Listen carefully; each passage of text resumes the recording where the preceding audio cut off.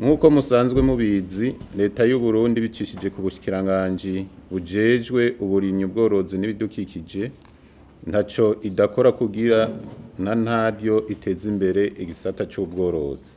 Iruhande yo gutanga ibitungwa ibicishije mu runani rw'abasangiye urugendo mw'iterambere, iritaho n'ibijanye no kubungabunga amagara y'ibitungwa yaba bikuru canke bito bito.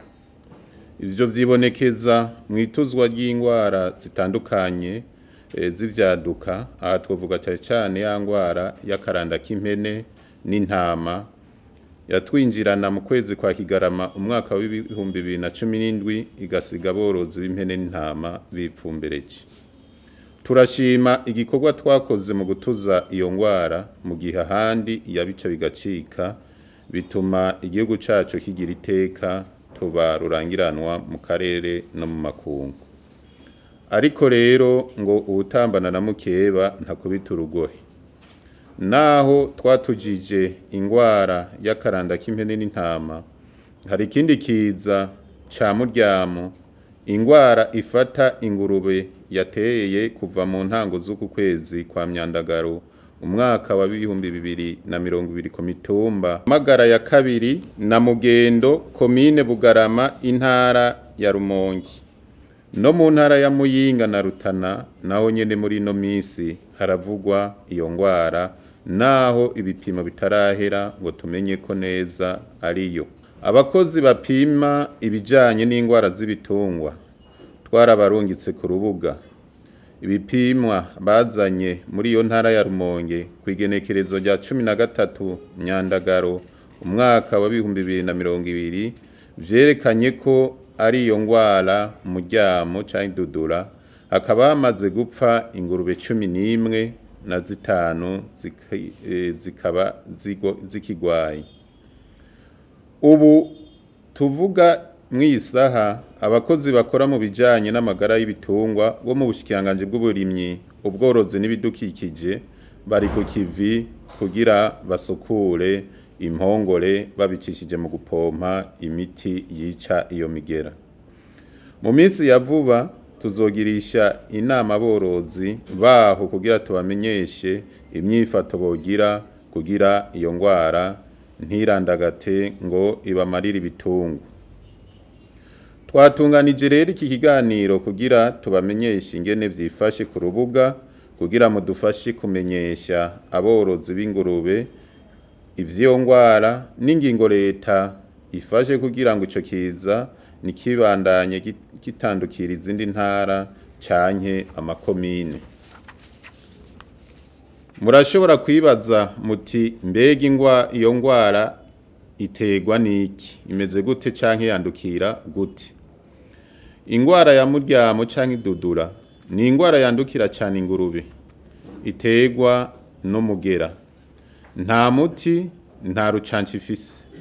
Igitungwa kigwaye ibimenyetso vyibonekeza ku minsi 5 canke 15. Igitungwa kiragira ubushuhe, rimwe na rimwe kigakorora, ibiseru bisa nabi bikisesa, amaso akarira, bigacibwamwo canke bikadahwa, kikaryama utakivyuka, ari naho havuye izina ryama canke dudura. Ingurube zidafise ibara ryirabura usanga ku maguru no kunda hari amabara atukura. Ibitungwa bimaze kugira ivyo bimenyetso bipfaheze imisi 3 canke 5 canke bigapfa ata kimenyetso na kimwe kibonekeje bivanye n'ubwoko bw'iyo ngwara. Mu bisanzwe ingurube zose zafashwe n'iyo ngwara zirapfa.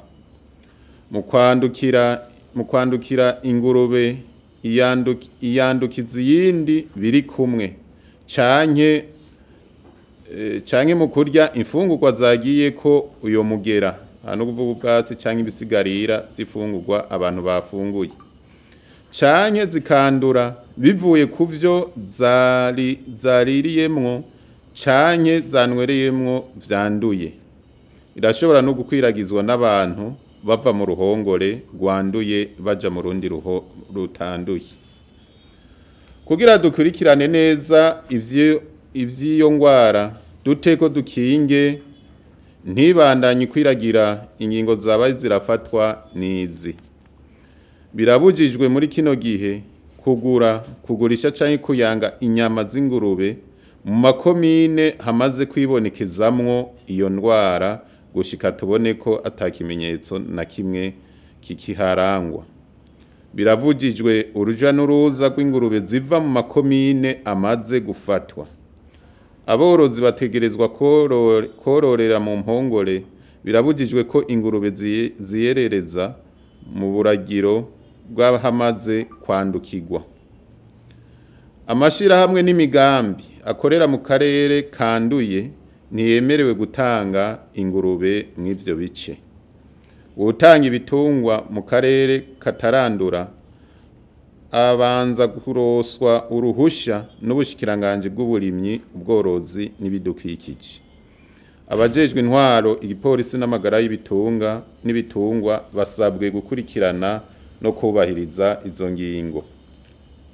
Kugira aborozi b'ingurube bakingira ingurube zabo indwara ya dudura canke muryamu, tubahanuye gukurikiza izi ngingo zikurikira: kuzitira ahari impongore z'ingurube zabo kugira bagabanye uruja n'uruza rw'ibitungwa n'abantu, gushira mw'irembo ry'uruhongore akanogo karimwo umuti wica imigera kugira uwinjira wese abanze kugahonyoramwo, kudashira hamwe ingurube nshasha n'izahahora naho zoba zije ziva mu karere katarimwo iyo ngwara.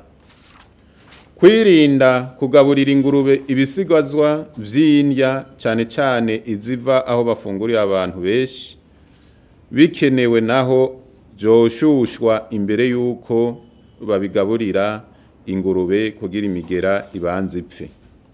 Kwirinda gufungura inyama z'ingurube na cane cane mu gihe haba hateye iyo ngwara, kuko ishobora kuba intandaro yo kuzana ico kiza mw'iraro ryawe.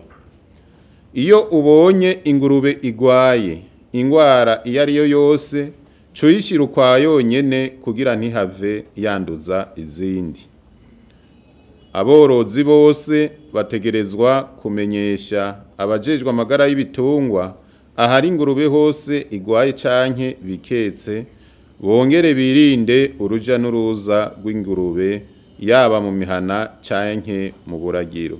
Nta nkeka ko twese dusenye ku mugozi umwe, muryamo ariyo dudura izogenda kagirire ntisubire kuvugwa hano mu gihugu cacu cose. Twashaka rero duheraheze duhumuriza aborozi n'abarundi bose bakora mu gisata kijanye no korora ingurube ko abazitungiye aho iyo ngwara itaribonekeza ko izi ngingo zifashwe zitabaraba, ariko nta kibuza ko boguma barikanuye kuko uwutambana na mukeba ntakubita urugohe. Murakoze.